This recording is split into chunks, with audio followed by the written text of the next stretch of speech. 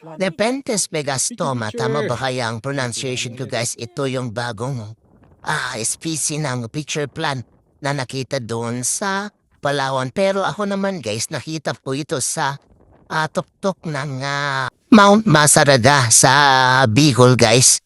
Grabe, ang hirap nung pinagdahanan ko dito sa area na to.